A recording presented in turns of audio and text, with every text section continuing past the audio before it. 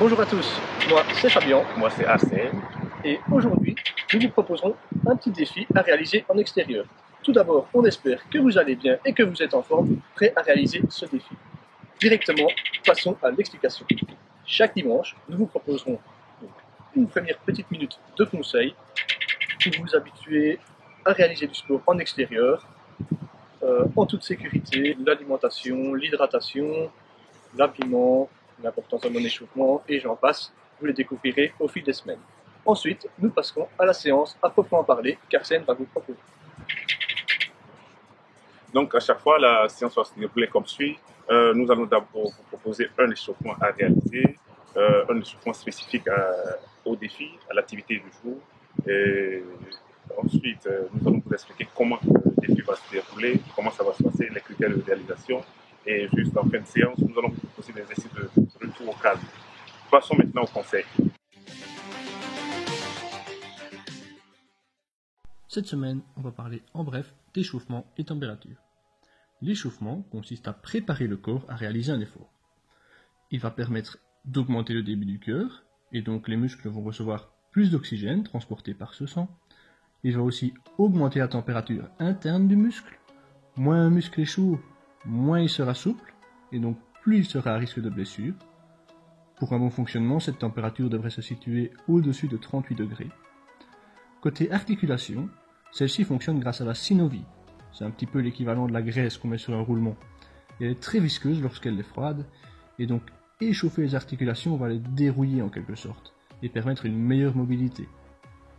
L'échauffement permet aussi d'améliorer la concentration et les capacités générales du système nerveux. Donc, l'échauffement d'autant plus important lorsqu'il fait froid, car on atteint plus difficilement ces températures, mais aussi, comme le corps est froid, le risque de blessure augmente. C'est pourquoi il est important d'être progressif et de prendre son temps, minimum 10 minutes, pour réaliser un bon échauffement par temps froid. Passons maintenant à la séance. Pour commencer, afin de solliciter le système cardiovasculaire et de se réchauffer si vous êtes matinaux, nous commencerons par 4 minutes de course à pied. La course terminée, on va pouvoir débuter l'échauffement articulaire. N'oubliez surtout pas de commencer avec une amplitude moyenne et de progressivement l'augmenter. Tout d'abord, réalisons 5 non de la tête et 5 oui de la tête.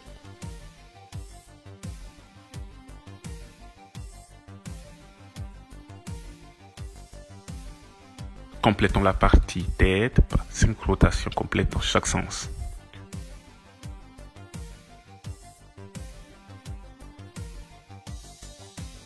Ensuite, 10 rotations d'épaule, 5 en avant, 5 en arrière.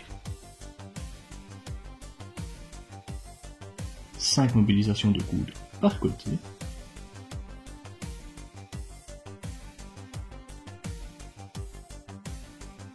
Et une dizaine de secondes de mobilisation de poignet.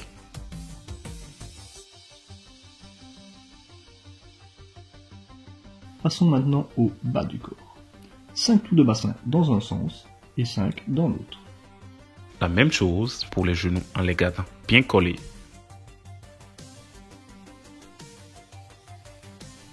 Dernière étape, effectuez 5 rotations de cheville droite et 5 de cheville gauche dans chaque sens. On peut passer ensuite à l'échauffement spécifique. Élévation de genoux en 2 passages, vous récupérez sur le retour, et le deuxième passage sera un peu plus intense que le premier, on va garder ce principe pour tous les autres exercices. Ensuite, 2 passages dans lesquels vous n'élevez qu'un genou, d'abord le droit, ensuite le gauche. Essayez d'utiliser vos bras pour avoir une meilleure coordination. Passons maintenant au tape-fesses, en 2 passages toujours, avec le retour en marchant ou en trottinant.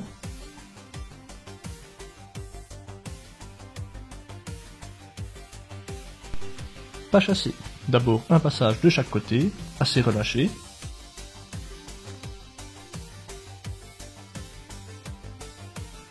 Ensuite, un passage de chaque côté, un peu plus rasant, un peu plus dynamique.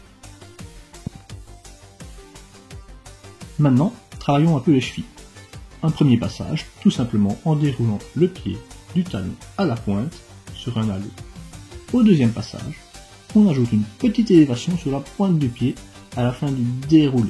Et pour le troisième passage, vous ajouterez une petite impulsion à la fin du déroulé. Si un niveau est trop complexe, n'ayez pas peur de switcher et de revenir sur le niveau précédent. Tous les 3 pas, descendre toucher le sol et remonter en ajoutant un petit saut les 2 pieds joints, le faire en 2 passages, travaille aussi sur le retour.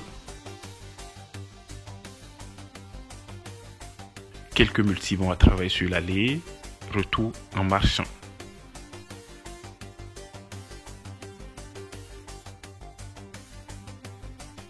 Et pour finir, 2 accélérations en restant progressif. La deuxième devrait donc être plus rapide que la première. Vous pouvez aussi ajouter un petit travail de balistique si vous disposez d'un support sur lequel vous appuyez. Prenez appui sur le support et effectuez des mouvements de balancier avec votre jambe, en augmentant l'amplitude de votre mouvement progressivement. D'abord dans un système avant-arrière, et après une bonne dizaine de répétitions, passez dans un plan latéral. On espère que vous vous sentez bien échauffé. Si ce n'est pas le cas, n'hésitez pas à refaire les exercices de l'échauffement qui, à votre idée, pourraient vous apporter un petit plus. Et si c'est le cas, préparez-vous à relever le défi qu'Arsène va vous proposer. Le défi de cette semaine est assez court, mais il devrait vous plaire. Il s'agit d'un défi de saut et de vitesse pour lequel nous vous donnerons un système de points qui vous permettra de vous mesurer à vos copains à distance. Ce défi consiste à réaliser un maximum de tours en 30 secondes. Nous vous donnerons 3 niveaux et on aimerait que vous les essayiez au moins une fois chacun. Pour commencer, trouvez 6 objets repères. Comme tout à l'heure, cela peut être des pierres ou des bouts de bois. Pour nous, ça sera des chaussures. Choisissez un bout de terrain assez plat, adhérent et placez vos repères comme sur l'image. Pour le niveau 1, vous allez partir du centre et sauter en écartant vos 2 pieds en direction des 2 objets devant vous. Ensuite, retour au centre et la même chose en arrière. Vous revenez encore une fois au centre. Félicitations, vous avez marqué un point. Pour le niveau 2, vous sautez en avant en écartant les pieds vers les objets. Vous revenez au centre. Vous sautez les 2 pieds joints à droite. Vous revenez au centre. Vous sautez en écartant les 2 pieds vers les objets en arrière. Vous revenez au centre. Vous sautez les 2 pieds joints à gauche. Vous revenez encore une fois au centre. Et bravo, vous avez marqué un point.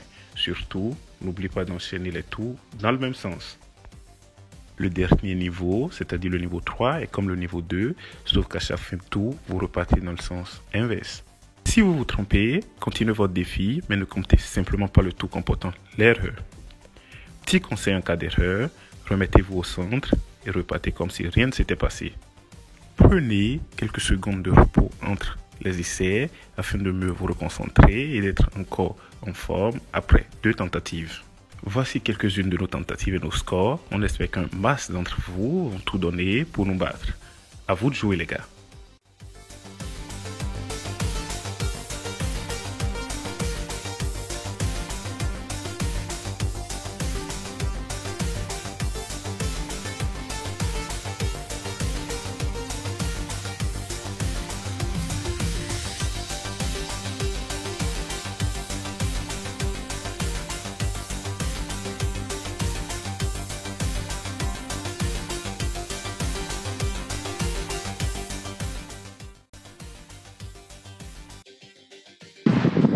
On espère que le défi vous a plu, que vous avez réussi à faire le plus beau score. N'hésitez pas à partager vos scores dans les commentaires, dans le questionnaire qu'on vous fera parvenir à la fin de la vidéo et à vous comparer avec vos potes. On vous conseille tout de même, après ce petit défi, il était assez court, relativement cardio. Normalement, si vous l'avez fait à fond, on vous conseille quand même d'aller courir encore au minimum une dizaine de minutes.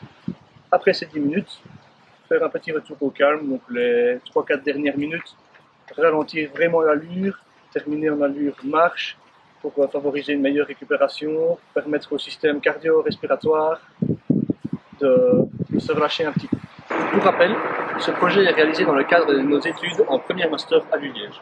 Nous avons pour cela placé un petit questionnaire dans les commentaires. Alors, nous comptons sur vous pour le remplir avec le plus de sérieux possible. Merci d'avance. Bon dimanche et à dimanche prochain.